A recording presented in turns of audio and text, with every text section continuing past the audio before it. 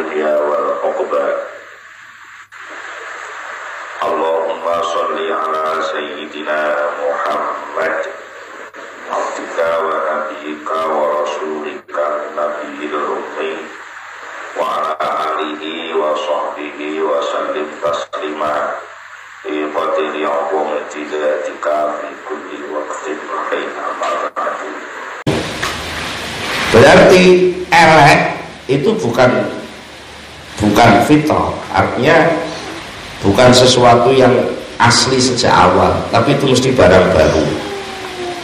Jadi keburukan itu munaqidatun li muqtadayatil fitrah. Yang namanya keburukan itu sesuatu yang berlawanan dengan keinginan dasar manusia. Wong diarani elek mesti mau. Jadi itu jenenge kan berlawanan dengan sifat dasar manusia, yang mana sifat dasarnya manusia itu mesti diberi modal untuk berbuat baik. Secara bisikan yang kecil dalam hatimu, ketika kamu berbuat buruk, itu sebenarnya masih enak bisikan. Wah, gak apa ini. Itu mesti enak, Itu. Sehingga apabila keburukan itu muncul, maka keputusan melakukan keburukan itu karena kebodohan manusia.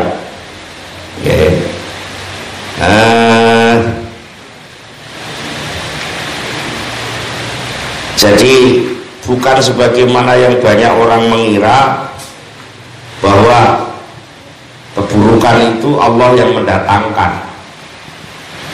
Allah sebenarnya telah menuguhkan kedua-duanya.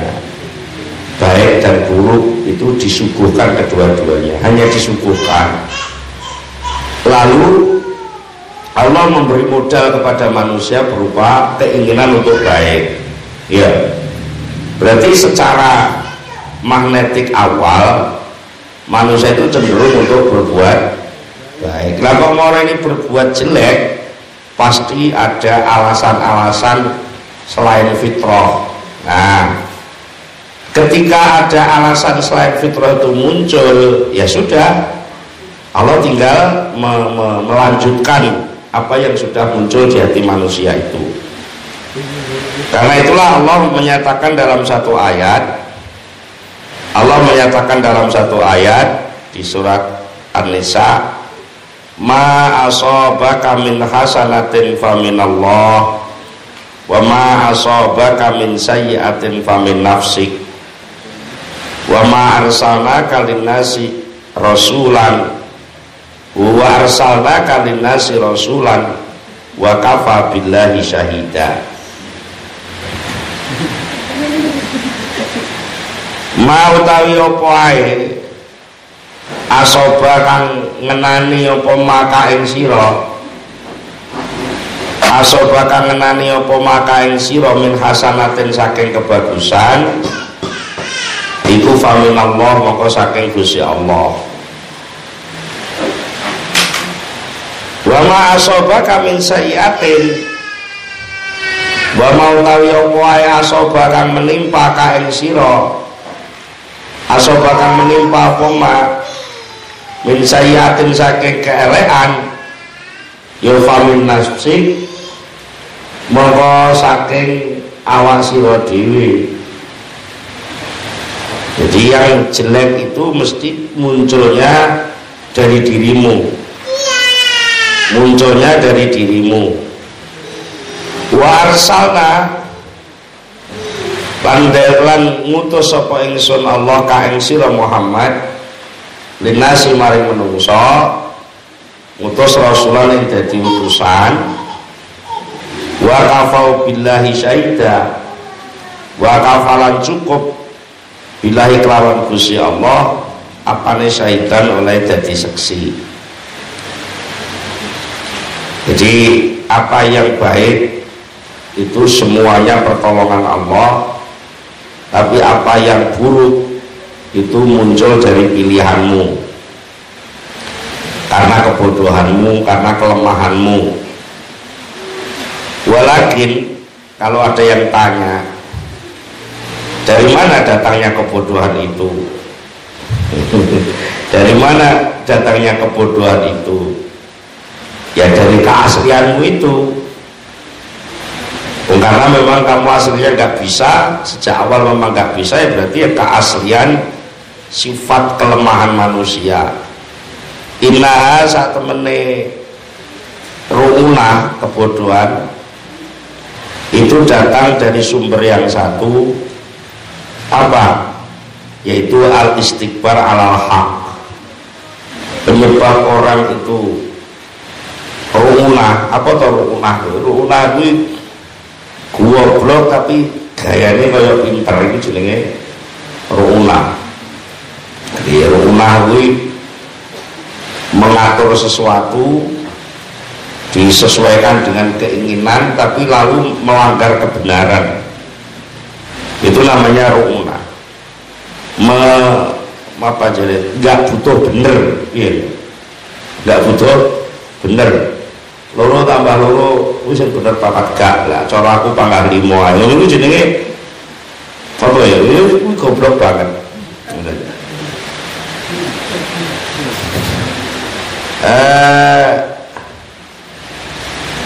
Tetapi apakah, ini pertanyaan selanjutnya, apakah selain Allah ada kemampuan atas manusia sehingga manusia itu bisa melawan fitrah keimanannya yang sudah diletakkan pada dirinya, ya, lalu seakan-akan kesombongan itu yang ada pada manusia itu bisa mengalahkan keimanan itu sendiri?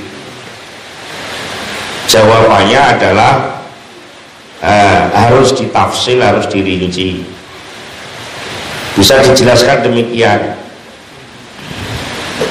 bahwasanya dasar daripada kesombongan di dalam penampilan orang yang sombong itu sebenarnya sudah diletakkan Allah,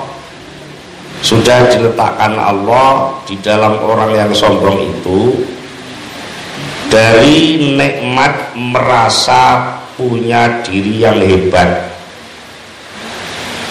Jadi di sini ada istilah nikmatnya perasaan,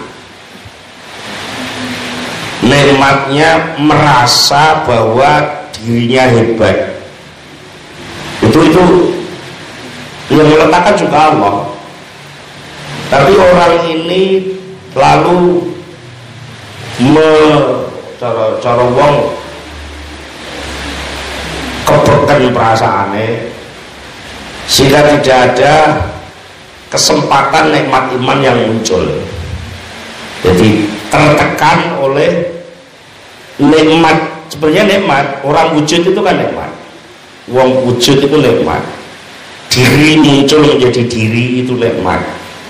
Tetapi ketika berhenti dia menikmati diri itu sampai dia tidak mengenal sehingga diri, ya kowe disuguhi panganan enak, kamu sibuk mengurus panganan itu sampai saking goblokmu ngurusi panganan kuwi, rumangsamu kuwi sing ngekei panganan ki piring, dudu wong sing masak, paham ora?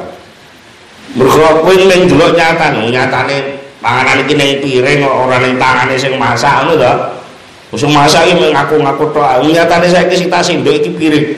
Sehingga dia ya goblok ku mau. Jadi ya ngono kuwi lalu bilang tadi. Jadi ya disitulah maka kalau disebut lagi di ayat yang lain,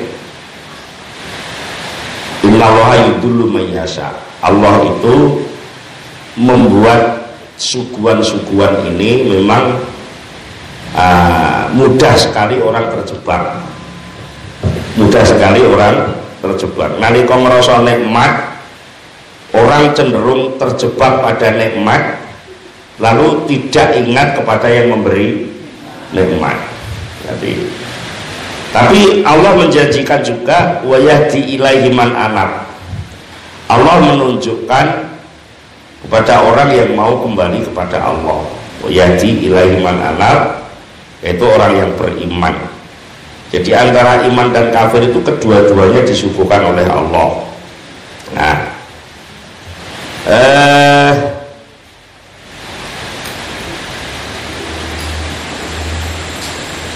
jadi orang itu ketika merasa punya diri, duwe aku, itu lalu muncul dorongan untuk mempertahankan keakuan itu, lalu berusaha untuk menolak segala sesuatu yang akan menyakiti keakuannya, dan itu merupakan nikmat baru lagi.